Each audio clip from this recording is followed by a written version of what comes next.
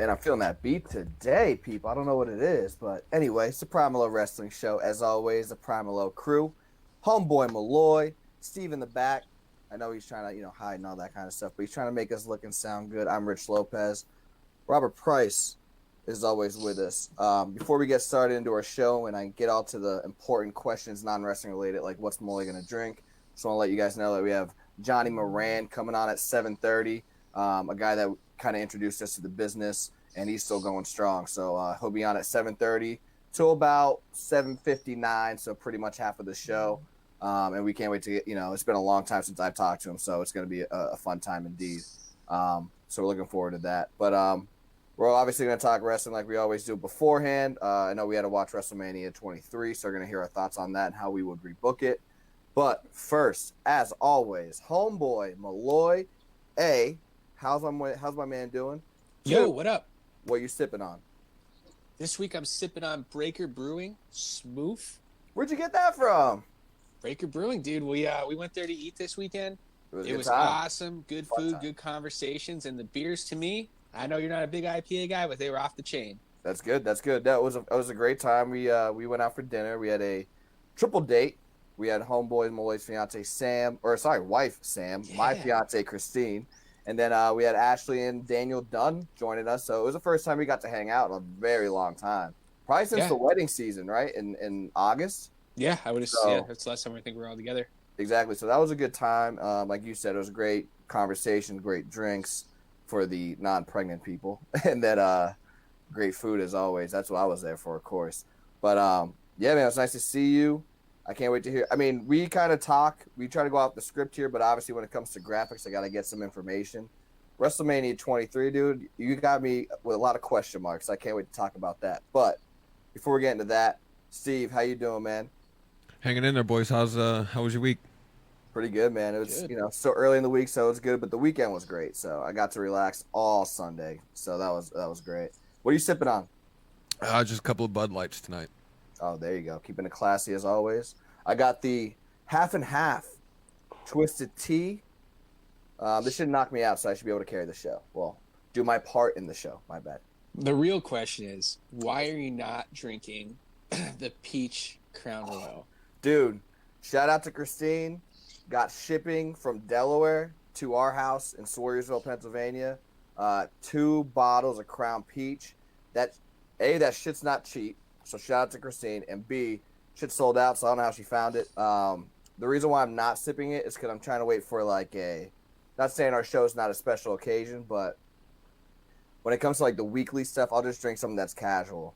When it's like that weekend or like a special, like WrestleMania is coming up, or, something like that, I'll have a couple 2-tree sips, you know what I mean? So I'm saving buddy. one of those special things, So yeah, I completely forgot about that. But yeah, don't worry, that'll be going down the throat very, very shortly in a couple weeks and stuff like that. But we don't like to do too much current stuff because we're prepping for fatherhood on our ends, Malloy's and my end. But we kind of try to keep the theme of maybe what's going on with the current situation. As you guys know, if you guys follow weekly WWE television, you would know that the Miz cashed in the Money in the Bank title at Elimination Chamber, successfully became a 2-time champion. 8 days later, last night on Raw, loses it to Bobby Lashley, thus holding the title for 8 days. So before we get into our rankum, which is going to talk about transition champions, what did you think of that? Do you like the short title reigns or no? I mean, if it means like a story to an end, in my opinion, I just don't get why, it was done. I guess it was done for a way for the Miz to cash in, for him not to fail in a cash in, and then for I guess.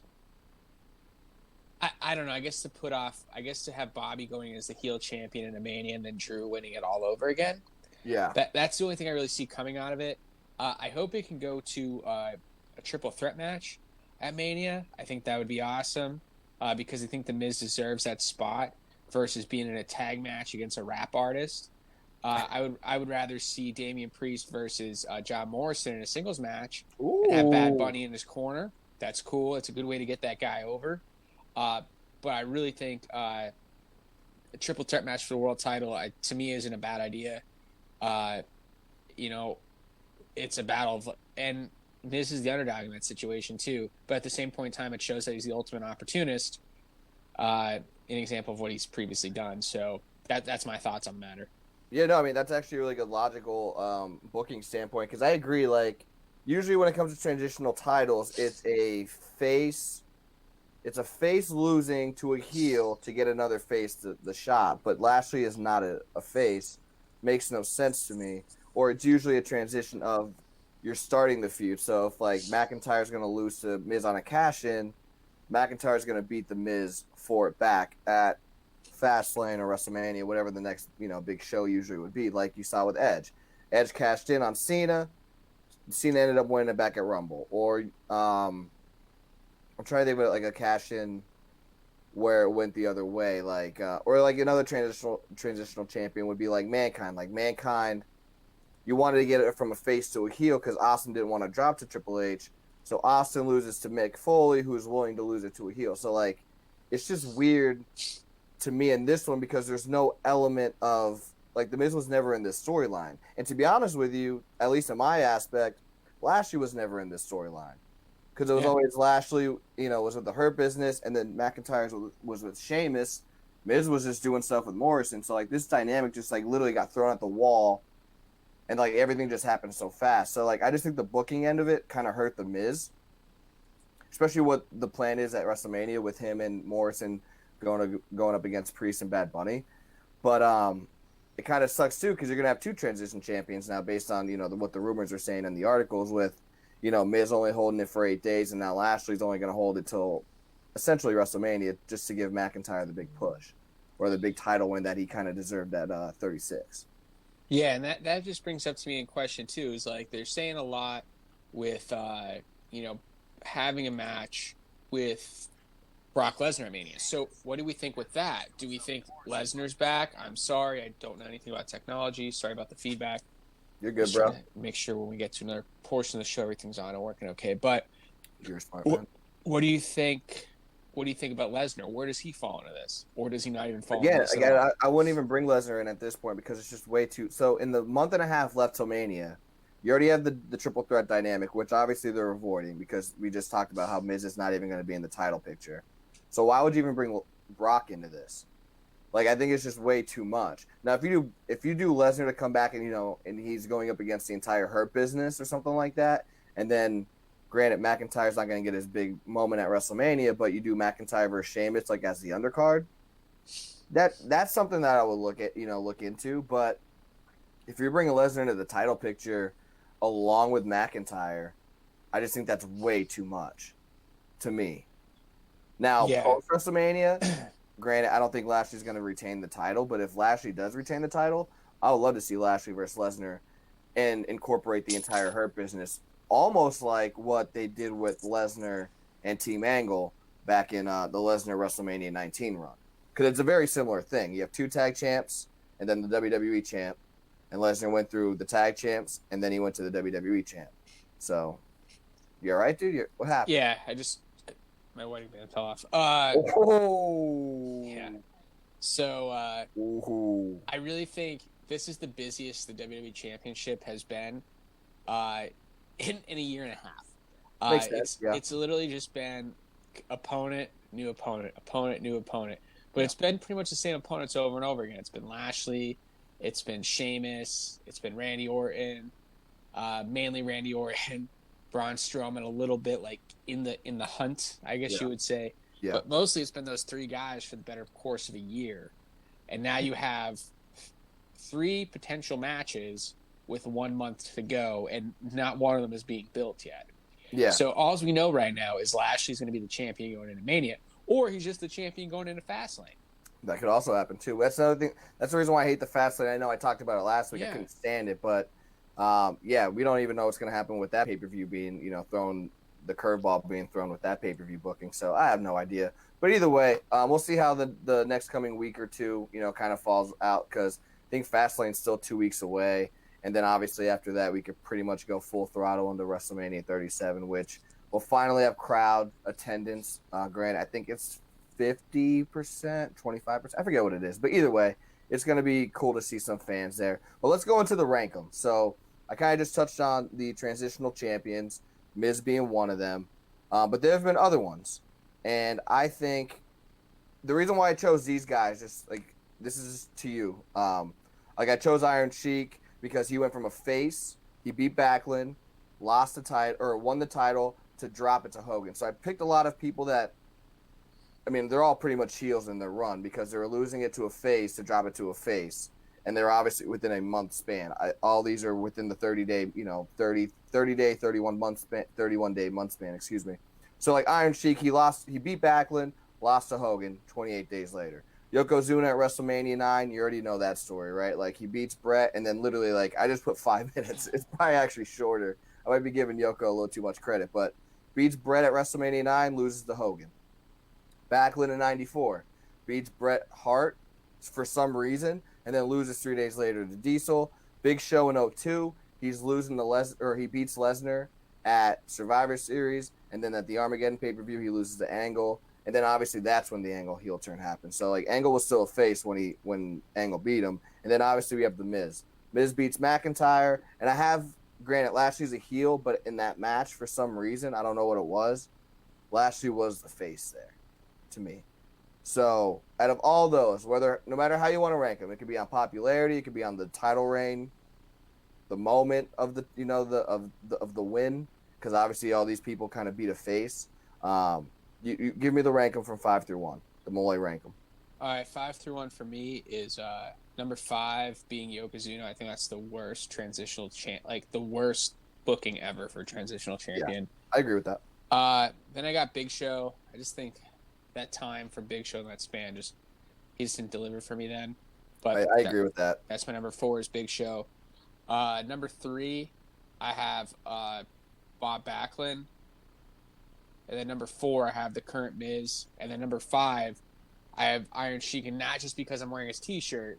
Oh, shout out to that. Yeah, I think, it'll break your back, make you humble.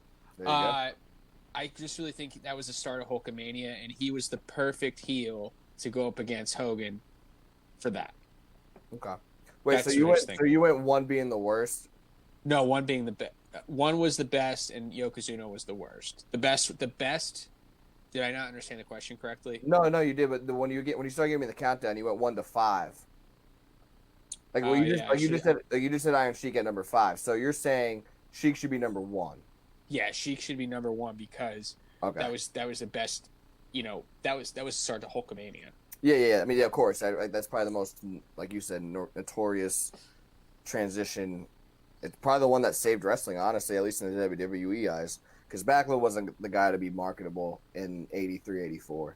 So, there you go. I rank them real quick. If I were to go, I agree with you. Actually, you know what? I'm going to go Miz at 5 because I think this is worse than Yoko. At least there was a shock factor with Hogan at WrestleMania 9, and that's why I'm going to go Yoko at 4. 3, I'm going to go Big Show. No, you know what? I'm going to go Backlund because I still don't get that dynamic. Backlund will be number 3. Big Show will be number 2. And then I got Iron Sheik as well at 1. So I was looking at another list, of course. Mankind's in there. He beat Austin at SummerSlam 99, loses to Triple H the next night. Rey Mysterio was one. If you remember when Punk wins at Money in the Bank, he takes like 2 weeks off so they have that WWE title tournament. And then, Mysterio wins at the beginning of Raw, but then loses to Cena at the end of Raw.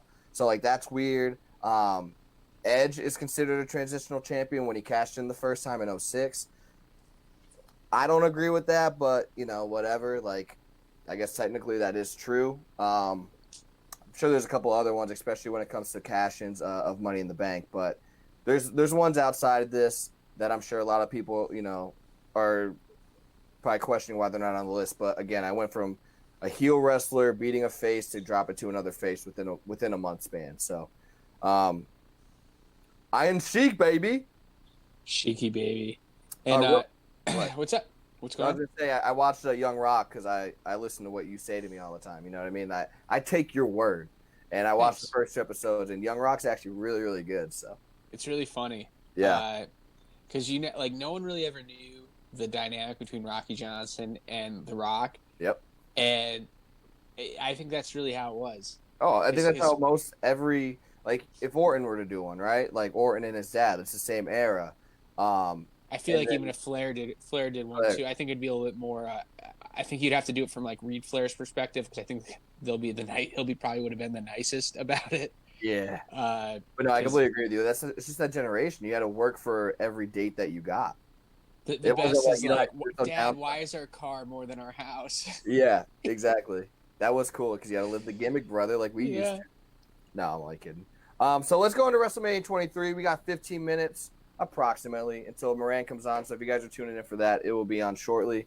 But we're going to cover WrestleMania 23 beforehand. Malloy, I'm having you go before me after we review the actual card because I gotta hear your explanations. And before I just start darting you with bullet points or questions, I want to hear your explanations. But WrestleMania 23. This is what actually started the stadium shows. If you remember, 22 was in Chicago. I think it was like the All-State Arena at that point. It was like a hockey or a basketball arena, so it was only fitting 23,000. Next year, WrestleMania 23, they're going to Ford Field. They got 80,000 strong, 80,000 plus, allegedly. You know how the attendance goes with the WWE. Allegedly. But that being said, I think this is I think I've told you off air, obviously. If not, I've definitely told some people that I just talk wrestling with. I think WrestleMania 17 to 24, like that 8-year stretch, is like the greatest WrestleMania stretch ever. Like, I don't think there's really a bad WrestleMania. I mean, some obviously, if you were to rank them, would be you have to rank them. You know what I mean? So like, there's going to be some matches that are boring at best. You know what I mean? But I just think overall, these WrestleManias are good. I think 23 is in that same boat. The 2 title matches I thought delivered heavily with Batista, Undertaker, and then Cena, Michaels. It was kind of cool. You had the 2 people or the 2 leaders of the Ruthless Aggression era pretty much going up against the 2 elder statesmen in their title matches, which I thought was a cool dynamic. You had the Battle of the Billionaires with Trump versus McMahon. Money in the Bank ladder match went from 6 people to 8 people. But you see the card here. So you have Carlito and Ric Flair winning in a lumberjack match. The Money in the Bank is what actually started the real show. Mr. Kennedy, who was one of the hottest people at the time, wins the Money in the Bank ladder match. The dud of the show, obviously, is Khali versus Kane, right? But, that's how it goes. U.S. title match, I think, is very underrated. You had Benoit. We could say his name on here. We could say it, right? We're good? Hell yeah. All right, you gave me the clearance. Benoit beats MVP in a sleeper match. World title match, which I thought was very, very weirdly placed on the card. Undertaker defeating Batista to become a champion. First title in, I think, since 99. But 8-man tag match.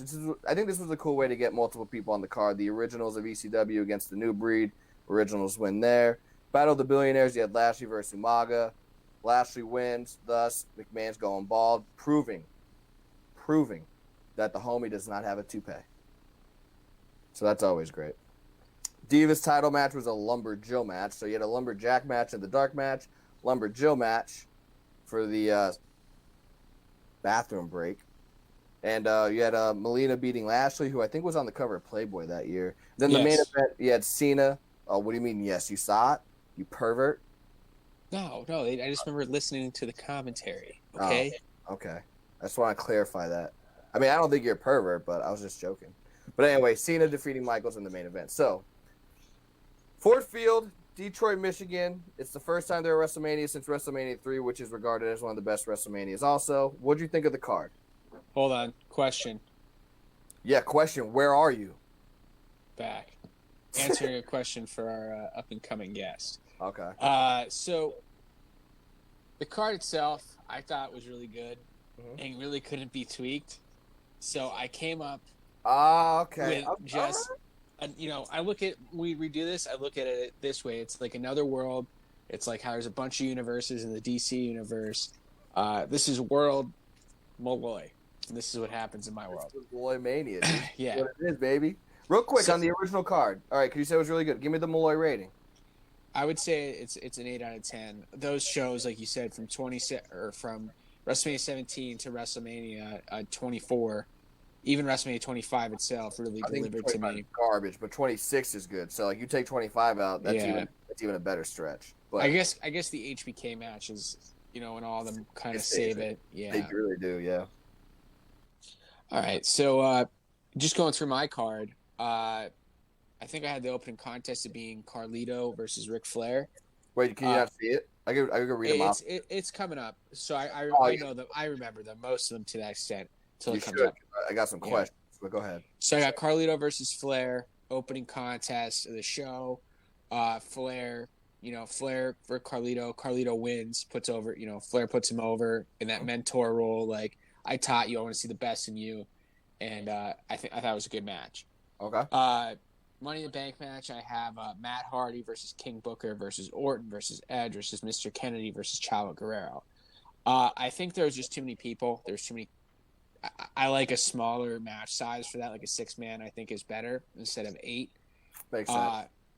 I have Chavo winning it. Chavo. Yes, and losing it to Edge still. Okay. I just think because Kennedy gets hurt, and I just didn't like the way it was done. I think Chavo, that'd be something cool.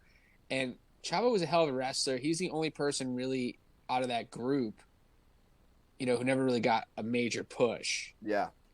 Obviously, like Carlito's in that group now, but it seems like it's coming back full circle. Yeah. Next match I have is a CM Punk versus Tommy Dreamer. I think that's like the old school versus new school VCW right there. Well, yeah, I want to preface too, because like I asked you to give me the title matches. I didn't know if that was like for an ECW title. Like I didn't know, so I should have asked you again. But I was already like finished your graphic. I'll explain it on the show, man. That's Okay, why people got to listen. They see it. What the hell's going on? You got to listen to it here on the PML Wrestling Show every Tuesday. I like that. So I really think that CM Punk versus Tommy Dreamer. Tommy Dreamer never really had like a special WrestleMania match. Yeah. Even if it's him losing to CM Punk, I feel like that puts Tommy Dreamer over because he was in like a riding role, everything else.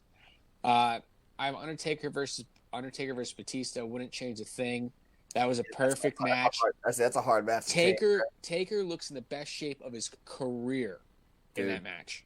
That's another reason why. That's another reason why I think WrestleMania is so successful with the Undertaker matches, because I honestly think from 20 to 24 with the Dead Man gimmick, like that's the best that Undertaker looks. Yeah. So.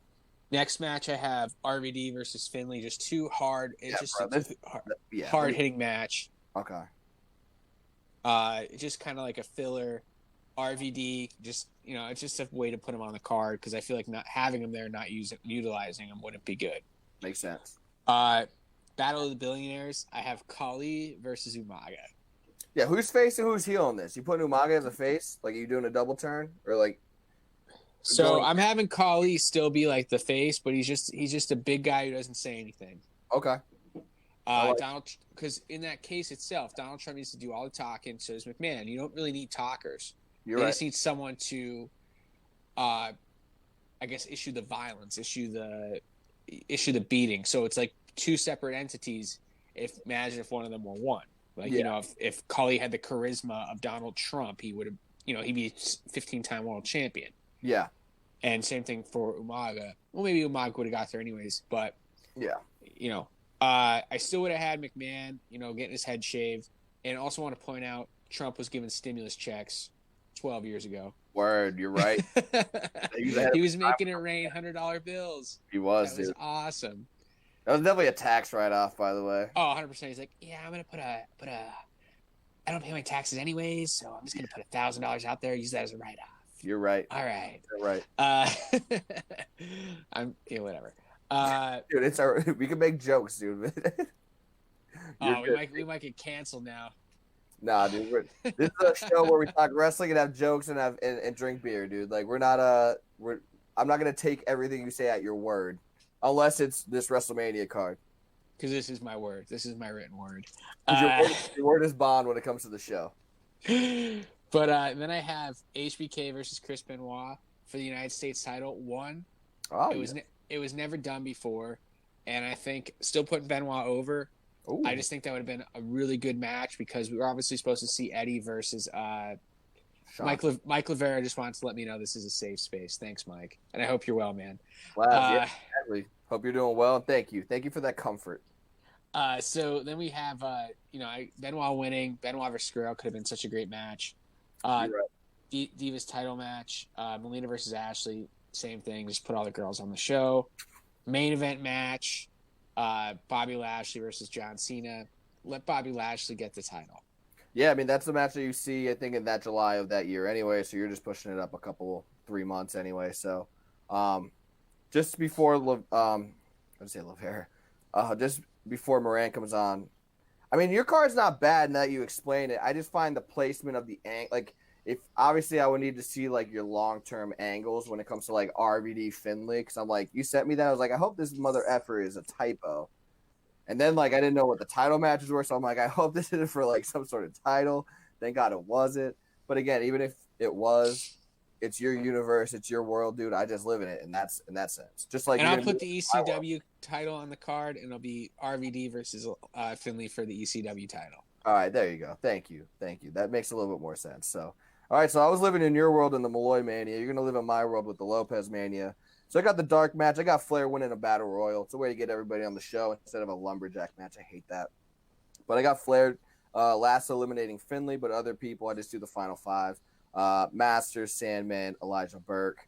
Who I thought was making a little push in ECW. Start off the show with Money in the Bank. I got Kennedy still winning because he was the hottest thing, but I changed the participants a little bit. And as much as I don't like 8 people on a show or in a ladder match, to me this is the best Money in the Bank ladder match that they had at WrestleMania. So I kept it with 8.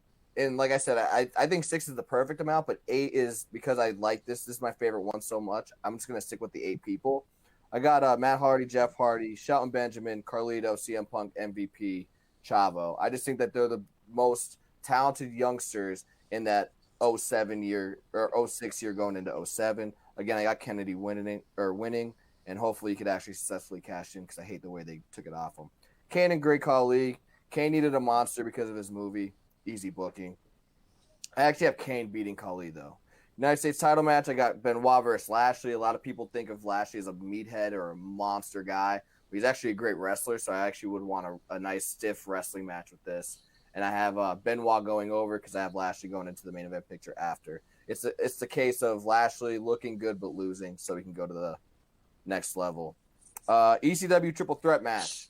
This is the first WrestleMania of ECW, and unfortunately, it's the last good one with all the, I guess, the namesake of it. So I'm gonna give them their one final match before McMahon just ruins it, gives it the the TP because it was the shits after. But I got RVD against Sabu against Dreamer. I got RVD winning. I got Undertaker versus Umaga. Typical streak match. Undertaker, I think, is a person that never really needed the title at Mania, but he could have held the title at another pay-per-view other than that because I think the streak was just a big enough match itself. And I think Umaga was the best heel that wouldn't be in the main event. And I think that he was an athletic guy, monster, foreigner, Samoan bulldozer, almost Yokozuna-esque, but a little bit obviously less in the weight department. So I got Undertaker beating Umaga in a great match. Battle of the Billionaires, I got Shawn Michaels versus King Booker. I read a couple reports that Booker said that was almost actually going to be the match. Shawn confirmed that before, and plus they never really had a match together, so I think that would have been really, really cool.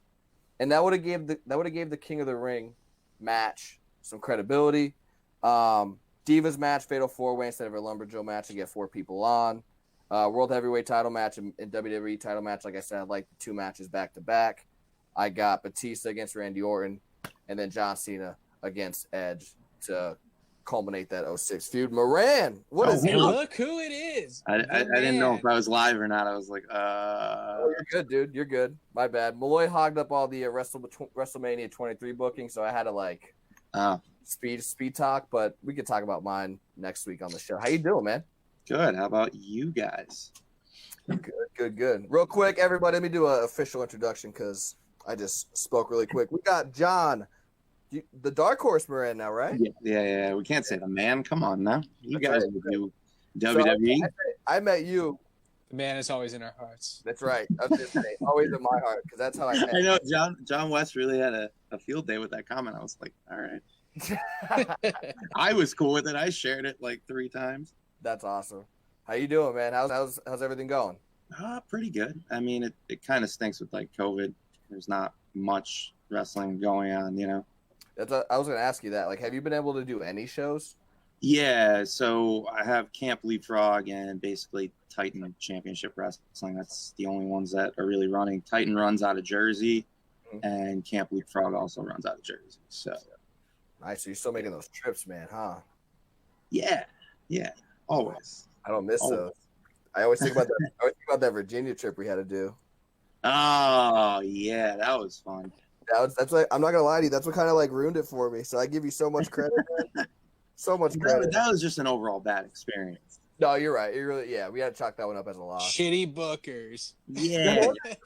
Yeah, I mean, I guess it was, but it wasn't. Like, it was just a No, lot. it really was though, because the first match was, what it was. They came running up to us like, "You guys are young, and you'll have a better match the next match. So we're just gonna like lay down."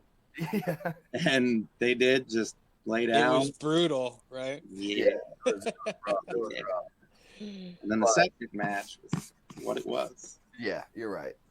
But- So obviously you're still doing wrestling. So I know we That's talked awesome. a couple times like on the road because I mean I pretty much like followed you. I mean I know Malloy and you met first, and I kind of like jumped in on it. Uh-huh. But obviously when we would go to like Excellence or we would go to that Virginia show, obviously we went to Hazleton a couple times for the Sanctuary. But like we talk occasionally. Like, is there any wrestlers that got you into wrestling, or like or I guess I should say B, like you study either now for a character or like for move sets or anything like that? I would say Stone Cold probably like was the one that like I really, really like worshipped and thought was the greatest thing ever. Mm-hmm. He'd probably be my all-time favorite, but I study Stone Cold. I study a lot of CM Punk. I study a lot of Tully Blanchard, Arn Anderson, Ric Flair, any of the Four Horsemen, basically.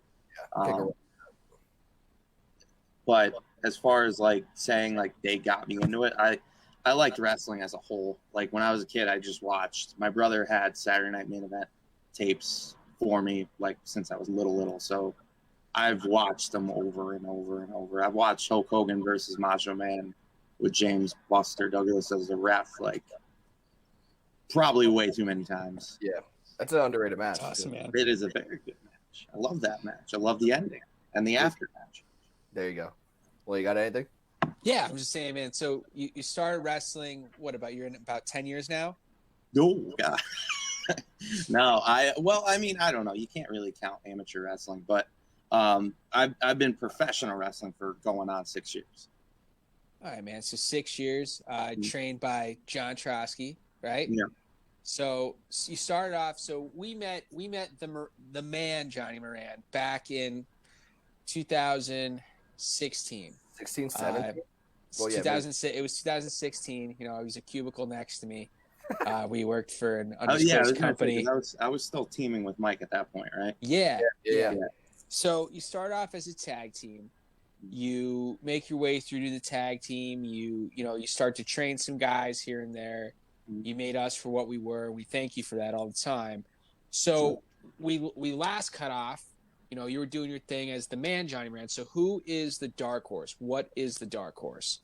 Well, Dark Horse came from a comment that actually my producer of my podcast, the Moran and Friends podcast, he told me the one time when I was going into like a multi-man, and he like looked at me and he was just like, "Hey," he's like, "You were looking for like a new name," and I'm like, "Yeah." I was like, because at this point Becky Lynch is like going full bore with the man, Oh, sure. so yeah. like I knew it was gone. Yeah, so I knew that was gone, and he's like, "Dude, every time you're in a multi-man, I can never tell if you're gonna win the damn thing or lose it in like glorious fashion." And he's like, "You're always kind of like the dark horse in every match you are," and he's like, "You take a lot of punishment and then come back." And I'm like, "Dark horse, that sounds good. I like that ring to it, and I like the story behind it because I do like I give more." I take more than I really give in my matches. I've always been like that. I try to shine my opponent up so that when I do beat my opponent, like it looks like it means something. Of course. That I beat someone. So that's basically where the concept of the Dark Horse came from. That's cool, man. I like that. And you said you're doing a podcast now. What's the concept of that? I saw some clips of you and our friend Mike Mitchell. Yeah, that's awesome. I can't wait to check that out. But what's the premise of this podcast, Moran and Friends? Just basically friends I've either met in life that are successful or doing something now that I just wanted to, like during this COVID time, like you can't wrestle and you got to stay out there somehow. So the concept really came from just me like wanting to interview all my friends that like I don't necessarily see on podcasts all the time. Like you don't see Mike on a podcast all the time. He should be on podcasts more, but he's not. And I know he's slowing his career down, but he's not dead. You know what I mean? So like, and like I've met a lot of people throughout my career, and like I'm having my personal trainer that trained me for my bodybuilding shows on there. He's coming up in a couple weeks, and like I have a lot of wrestling friends that are on it. It's more wrestling based, and I don't want to structure it as though like where did you start and all that. It's more like it's more conversational, and like whatever comes out, you know, we get to. Or I have clips loaded that I have in the back. I drop those in every now and then. We'll talk over the clips of what was going on or what was the experience together. It's usually clips with each other so that we can talk more and elaborate. Okay. And so 6 years in, what's your best match besides, Frank McCabe? No, but you know what I was thinking today? I was like, man. I need to finally pin you. That's what needs to happen. Yeah. You definitely I need don't have to a cyst on my back. It could happen. You made my Hulk Hogan dream come true. I always wanted. There was this one Saturday Night Main Event that I watched when I was a kid. It was him and Big Boss Man in the cage, and Boss Man like got like rolled out like after the match is over, and Slick comes in to hit Hogan, and when he hits Hogan, like he just beats them all around the cage, throws them out, and then he puts on Slick's hat and Slick's jacket. He's like wiping his butt with it and throwing it around, and I'm like, man, I did that with Frank McCabe in the goddamn kilt and the hat when you left it in the ring. I'll never forget. I was standing in the ring, and I'm like, God, I hope he comes back out. Please make sure he comes back out. And then I'm just like stunner, and then boom. So you made my Hulk Hogan moment. So I just want to let you know that. Oh, I'll take that. That's on my heart. I'll take that all day, man. That's a vital. Anytime I see that memory come up, I'm like, oh man, that was the best. It's almost St. Patrick's Day. That's amazing. That's absolutely amazing. So, Moran, do you like tag team wrestling more, or do you like being a solo guy? I mean, I know like solo, it's obviously just pretty much 100% all you, but like you and Mike are very, very close. Are you guys still close? Or like, I mean, everybody has their own, every personal lives, but I mean, like, you know what I mean? Like growing up. We still talk every now and then. We don't talk as much as we did because, like I said, like he's kind of out of the business. And exactly. Yeah. Still kind of trying to keep it going in the business. But we literally, he wouldn't get off the darn phone. We didn't get off the phone until like 2 a.m. after that podcast. Like, yeah, it started like at 8 Mike. and then until 2. But that's like what happens when you end up with Mike Mitchell. As far as tag team or singles, like that's really hard to answer because I just enjoy wrestling. Like it's different dynamic, but it's definitely like and like I like tag team maybe just a hair more because you could add a little bit more drama because you got 4 people out there, and then if you can have a manager, then you got 5 people. I don't know. Yeah, that's tough for me. I would say probably tag team, but just by a hair. But I love doing singles and like doing my own thing. I was gonna say, and it's just my idea and my opponent's idea, and not 2 other people that I don't know if I care about their opinions. No, of course. And then real quick, I mean, I know you're in the middle of the Dark Horse run right now, but just take the first, because you've been doing Dark Horse for what, about a year? Yeah. I mean, I know. Okay, I thought so. And then I don't know. Obviously, you would have more of experience with it. Obviously, given COVID wasn't around, but so like take however long you've been doing the Dark Horse, like where you think you got your grips on it. Compare that to the man. Which character or which dynamic do you like more? Man was kind of. Oops, sorry. Go ahead. No, sorry. I know they're both obviously dear to your heart. I'm not saying one was bad or one was better, obviously, but like, which one do you think you're having more fun with, or you think you could? I'm having more fun with the Dark Horse because I get to be more serious, and I get to like, do that serious promo, and people actually believe like, oh shit, maybe he will win. As where like the man, it was kind of just like I was a cocky tool, and then when they made me babyface, I was just like the Super Cena or Super Hogan, whatever you want to call it. Yeah. And it was just kind of vanilla. So I get to do like more aggressive things. I try more things with Dark Horse characters. So, are you heel at all with the Dark Horse? Yes.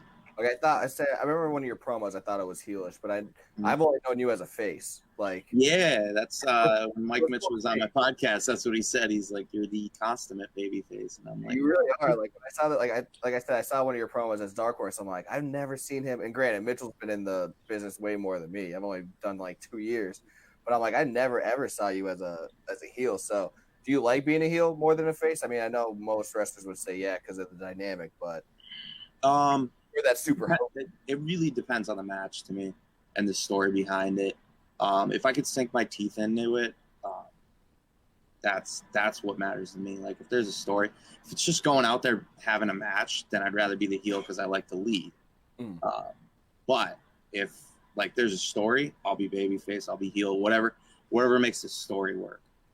Gotcha. Now with like indie wrestling, do you see more of it? Like because you're everywhere you go, you go back again.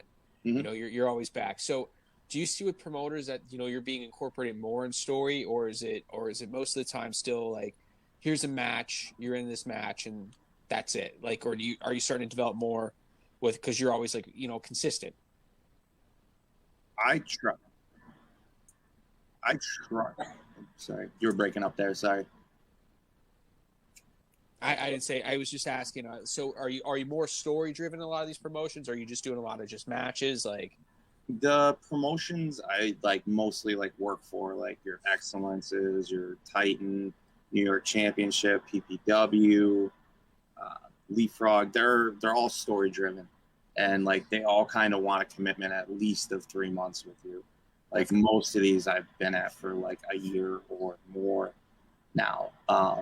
So a lot of the stuff I do is story driven. Now, prior to COVID, I was wrestling Friday, Saturday, Sunday. My April was so full it wasn't even funny. And a lot of those promotions, it was just like, I'm coming in. And I might not be there next month or whatever it was. But so those ones, I didn't have much of a story at. So it's a little bit of both, but like, your bigger indies or the indies that you're like trying to strive for mostly have stories and they mostly want to bring you back. That's good. That's good to see, especially with because wrestling's such a carny lifestyle where it's like, you want to make sure you get your gimmick over. You want to make sure that, you're selling stuff at the merch station and everything else. So that's cool. That's good to see. Now with, I don't want to put it, are you still like doing training and stuff like that? Are you training other guys? I know PPW was doing a thing where you were working that. Then you trained us at, you helped train us up at the sanctuary. And I thought you were good at it because, you know how to lead, like you said, lead a match. So are you still doing anything like that? Like, I know at COVID it's weird, but right now, no. Before COVID, yes, I was at the PPW school. But right now they're not even training because of all this. So it's just like, and then like the other thing that really kills me is like, all right, so like if I ran a class once a week or like I would go to Mikey Whipwreck's class every Monday, at least I'm getting ring time and like my win's up. Now I'm just like relying on the Stairmaster and what's in my memory. You know what I mean? That's what I was gonna ask. Yeah, like how do the bumps feel? Because they kill after if you take like a week or two off, man. It's just hard to get into the groove. They really suck when there's nobody there. Like when you have to do those ones that it's just you and your opponent out there and the referee. You can hear the commentators like commentating. Like it's very uncomfortable. Yeah. But like, luckily, like I've been doing shows that mostly have a smaller crowd, so that kind of helps. It's not as awesome as a big crowd, obviously, but it's better than no crowd. Yeah. Because when it's no crowd, it's like way worse. Because there's nothing to beat off. What's it like working with Mikey Whipwreck? I'm sure he's a wealth of knowledge. He beats Steve Austin for the title. There was just like simple things that like he would tell me, like, to come up from a drop down to lead with your left leg. And like I was doing it already, but like him putting it in the kids, like, you need to do this every time. And I'm like, man, that's so much easier. I've always done it that way. But like when he was explaining it to the kids and like getting it across to the kids, like, you need to do this every single time and it can't be from the right. Like it it's like he has so much knowledge. It's not. That's cool. What do you think is the most important? Not most important, but like, what do you at least for you, like the psychological aspect of whether it's to travel or taking bump, like with training, it's just bump after bump after bump, where you're running the ropes and all that kind of stuff, or do you think it's like you do the athleticism of it? Physical, I guess would be the word. I don't know. I mean, I think the biggest thing is like getting the psychology. Yeah. Like not to run from move to move, although like a lot of wrestling is that now, and that's what's getting on TV and stuff. But if you notice, you'll see like the guys that continue to be like main eventers, but they're slowing things down, like they're registering things, they're selling things. Yeah, at the end it like speeds back up again, but they're still registering, they're still slowing it down, they're still selling things. And a lot of times I feel like psychology is a lost art on the indies sometimes. I completely agree with that. I was gonna say, I mean, I kind of get that aspect now. Maybe it's just my personal life, but like I feel like with the current product, Malloy and I talk about this all the time. Like I feel like it's not as memorable, even though the athleticism is like top notch. Mm-hmm. But like I don't know if you watch the current product or not or whatever. But like, do you think that's why like maybe the '80s and the '90s are more memorable than I guess match wise like now? Well, and in the '80s and '90s, the story went for so long. Like now you're going month to month, maybe 3 weeks, Yeah. Mm-hmm. And like that's a story. Yeah. As where like, like 80s and 90s, like you may be feuding with someone for at least 4 months. Mm-hmm. And that's, that's why you get those great matches because you're wrestling the same guy for 6 months straight. Like you can do 7 different matches with this guy. Yeah. And then too, like with the storyline aspect, you're just like, as a fan, you're like, I can't wait to see him kick this guy's ass. Like I'm hyped. And that's something I think that's missing from wrestling today. And, it's cool to see at least, guys like us, we could talk about it and, we could talk about it, maybe not change it. I mean, obviously we're not going to, maybe not change the mold from this conversation here, but it's good to see that obviously we think, and maybe, hey, WWE, listen to us. Yeah. We can all, contribute somehow, make your stories longer. So yeah, I think that's what's missing. I get that too. 100%. Moran, who do you think wins in a not a shoot? Well, yeah, we'll do a shoot fight. Primetime Rich Lopez or Frank McCabe? Oh no! Don't make me do that. I can't choose between my kids. Like that's not. It's so crazy too, because Molly obviously brought up he wanted to start having guests. I'm like, yeah, definitely. And like he was running some guests by, and I'm like, dude, it has to be Moran. Like he kind of trained us. I was like, I know you wasn't supposed to take credit for us, but like I give him all the credit. I give you all the credit in the world. All those Sunday morning drives, 7 a.m. I remember when he trained us. It was like the final. Well, I mean, obviously we were always training, but like I remember like before we started becoming like regulars, you're just like, I'll take 90%, but just for other promoters, just say Trotsky trained you. Yeah. I'm like, dude, you trained me. Whether I'm bad or good. If I'm bad, I'll say it was the other person. If it was good, I'll give it to you. There you go. I like that. I like that aspect. Yeah. Dude, the best was with you and Mike Mitchell. It's just like when he was there, he just beat the ever living shit out of me. Yeah. But it made you down. appreciate it. Like I was like, man, I'm like, this is crazy. But it's like the next day at work, I say like, hey, what's up, man? As I'm like waddling to my desk, I'm like, oh God, my leg. But didn't you mess up like your spine or something, or your lower back? Oh, dude, yeah. I had to roll it out. It still kicks out on me all the time. I was actually deadlifting like not too long ago, and I wear a belt. Dude, the form's great. I'm all about them gains. All about the gains, McCabe, baby. Dude, all day. And I just felt it. I was like, "Yep, I'm going home now." And I'm literally on my floor. I'm like, get the heating pad. Get the heating pad. Oh my God! You did it. So it still tweaks out on you. Yeah, but I mean, it is what it is. Life goes on, and you can still do an Iron Man match, I think, though, right, Frank? I mean, literally, there's Shawn Michaels, Ric Flair, then there's Frank McCabe, aka Tom Malloy. So, I mean, there's that, but this isn't about me putting myself over the show. Oh, it's not. Even though I would love to do that. We just want to look at my personality wants you to do that. We just want to make sure everybody knows that you still have it. I still have all of that. Anytime, anywhere, any place, any promotion that's willing to book me, as long as you pay me with a hot dog, a Miller Lite, and $10. There you go. Ooh. Nice. $10. That's. I think you asked too much for the $10. But Yeah. Moran, so I got to ask you. Obviously you've been doing this for 6 years, and I'll never forget like my first after like the first day of training. Like I remember getting out of bed and it was like a struggle. Yeah. So, like try to take your mind back like 6 years. It's the day after your first ever training sesh. How did you feel? Ours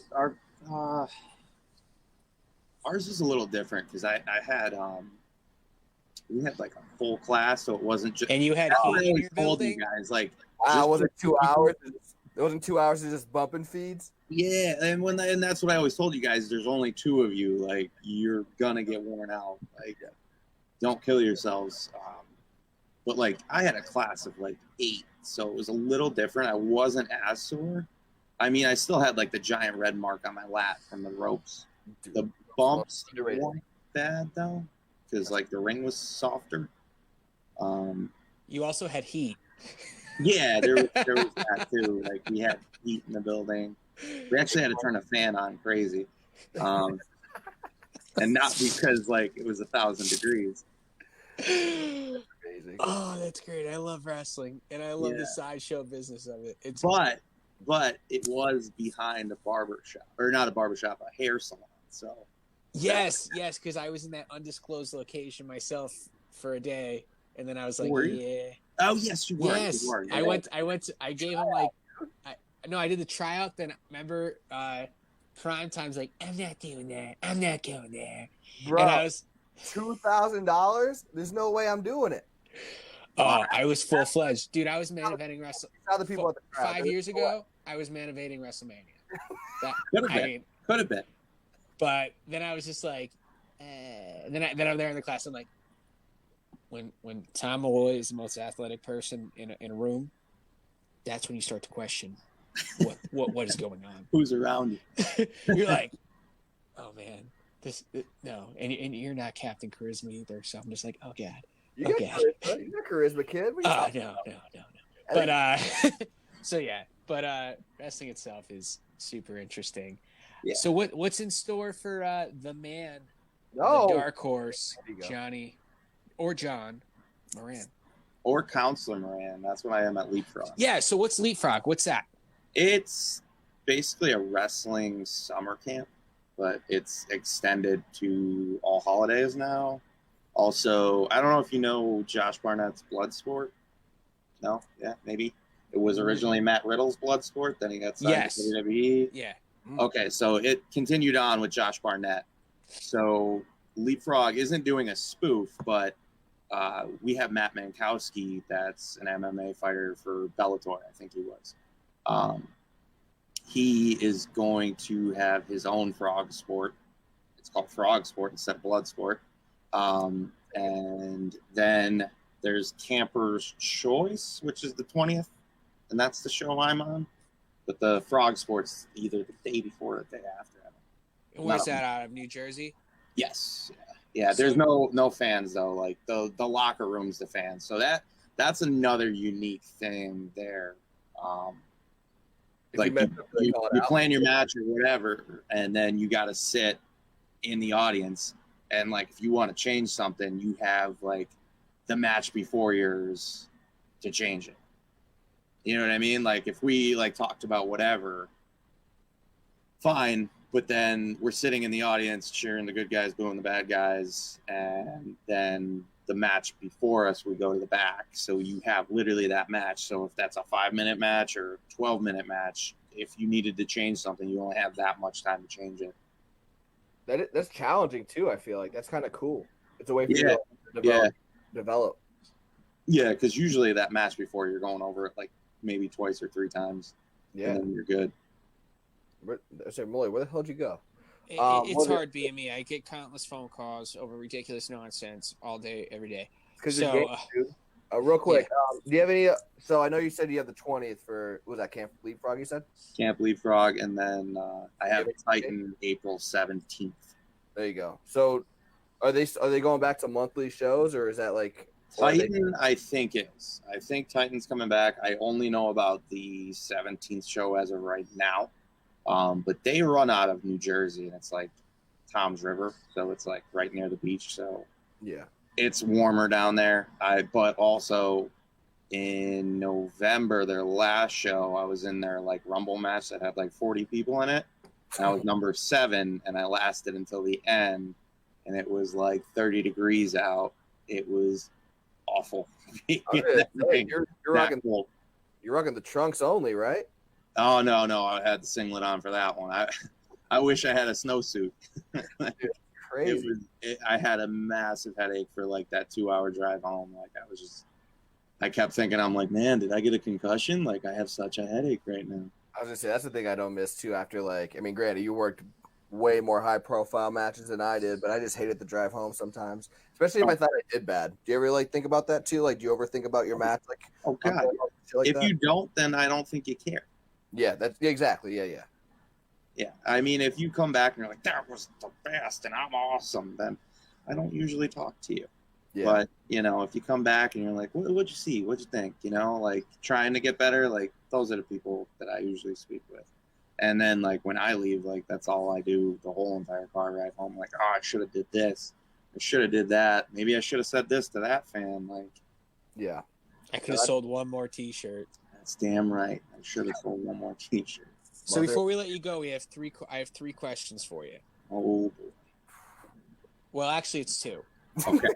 Better matches chronologically: Austin Rock, Flair Steamboat, and where's Jimmy Hoffa buried? Man, those. What's Rock Austin though? No, like what's better? Rock Austin. I got you. Flair Steamboat match series, and where's Jimmy Hoffa buried? Jimmy Hoffa. I have no idea. Neither do we. We don't know either. Yeah.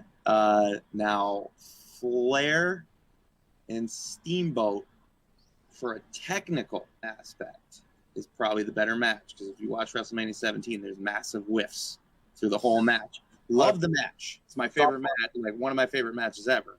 Mm-hmm. But like if you watch it back now, you could see like the huge misses. But like that's what made wrestling back then. Now I think it's sometimes like too pretty.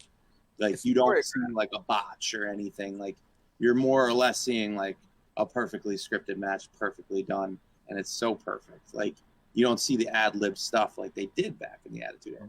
But story-wise, I don't know. I think I'd go Rock out Austin on the story. Completely agree. Ric Flair and Steamboat technically is probably better.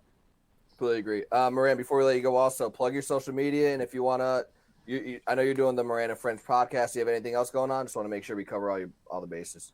No, you got both my shows. Moran and Friends podcast drops on Thursdays on Facebook and YouTube. You can watch it live. There's video. If you want to watch it on Spotify and Apple, iTunes, or listen to it, not watch it, but they come out, I think, on Saturday on those platforms. My social media is Twitter and Instagram is Johnny Moran _. My Facebook is Johnny Moran the Wrestler, and my YouTube is Johnny Moran the Wrestler. There you go. Moran, we got to have you back on, man. It's been a while. Definitely. Anytime you guys need. Cool. Thank you for tuning in or joining us, and hopefully tell your friends about us. But thank you for having us. Thank you for having me, kids. Kids. Let Dad on every now and then. I'll definitely let Dad on. I'm gonna start calling you for Dad. Sure. Can we call you Daddy Moran? Yeah, I'll take that. I prefer Uncle Moran or Uncle Johnny, but I'll go with Daddy Moran. I'll do Uncle Moran. I'll do that. That's definitely that Uncle Johnny. But no, man. Good luck with your podcast. Good luck with the dates coming up. Stay safe as always, and we'll definitely get in touch soon, man. All right. Thank you so much, guys. Take care, man. See ya. Hope you guys enjoyed that. It was cool to talk to him, man. Yeah, 100%. 100%. So, yeah, I mean, that was, again, John the Dark Horse Moran, formerly Johnny the Man Moran, in case you guys followed his old stuff. You heard his social media. Please go follow him. He's got dates coming up for Camp Leapfrog and Titan. Hope you guys enjoyed the show. We covered WrestleMania 23. We discussed the transitional champions. We had our first guest on the show. So if you guys want to, be a guest on it, you don't have to be a wrestler. You can be just a fan, but you got to reach out to us. We are on Facebook, Twitter, Instagram at PML Show. If you guys want to hit us up on the Gmail, it's PMLTalkShow@gmail.com. And if you guys are liking this podcast or any other ones, or if you guys want to, branch out to other ones, Lose the Radio. So Facebook.com/Lose the Radio. Steve's got everything hooked up there. But that wraps up today's episode. So thank you guys for tuning in. Again, thank you to Johnny Moran for helping us out. And hope you guys enjoyed the show. We are the PML Wrestling Show, the PML crew, Rich Lopez, Homeboy Malloy, Robert Price, Steve. Thank you so much with that camera work. I didn't mean to, give you a couple gray hairs, but thank you so much. Hope you guys have a nice night. Hope the viewers have a nice night. Enjoy your week. Enjoy your weekend. Until next week. Peace. Peace.